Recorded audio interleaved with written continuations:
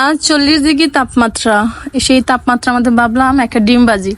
ফেসবুকে অনেক ভাইরাল হয়েছে যে ডিম বাজতেছে, কেউ মাছ বাজতেছে, তাই আমরা সবাই মিলে একটা ডিম বাজবো সেই উদ্যোগটা নিলাম। আসলে সত্যি কি বাজা যায় কিনা সেটা দেখবো। তো একটা স্টিলের বাটি নিলাম, স্টিলের বাটি বলতে একটা স্টিলের প্লেট, এটার মধ্যে একটু তেল দিলাম, দেখি আসলে ডিমটা কি ভাজা যায় কি না। সবাই দেখলাম কত কিছু ভাইজা টাইজা খায়া নিতেছে 41 ডিগ্রি তাপমাত্রার মধ্যে। তো ডিমটা দিয়ে দিল, কিছুক্ষণ আমরা ওয়েট করব, তারপর দেখা যাবে আসলে ডিমটা ভাজা হয়েছে কিনা। সাথে একটু লবণও দিচ্ছে।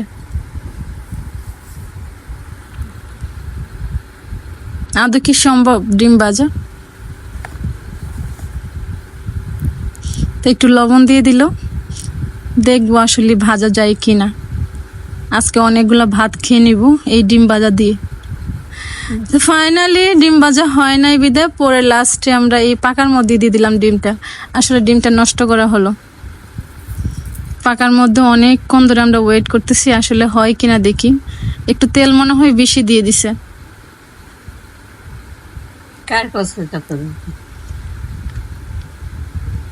তারপরে এখন লাস্টে আবার কি করা হলো, এগুলো ভাজা তো হইলই না। দেখেন সব বুয়া, আসলে ফেক, কোনো কিছুই আসলে ঠিক না। সবাই বলে ফেসবুকে নাকি ডিম ভাজা মাছ ভাজা সবকিছু হয়ে যায়, আসলে না, এটা কিন্তু বুয়া, আসলে কোনো কিছুই না। এগুলো দেখে কোনোদিনই বিশ্বাস করবেন না যে ডিমও ভাজা যায়, মাছ ভাজা যায়, আসলে কিছুই ভাজা যায় না। অনেকক্ষণ দেওয়ার পরে এটা আবার বাটিতে উঠালাম, এই প্লেটের মধ্যে উঠালাম।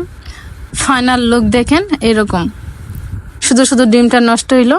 এতটুকু পর্যন্ত ভিডিওটা কেমন লাগলো অবশ্যই কমেন্টস করে জানাবেন। আর আসলে সত্যি কথা বলতে কি ফেসবুকে অনেক কিছু ভুয়া দেয়, কোনো কিছুই বিশ্বাস করবেন না। Tata, bye bye.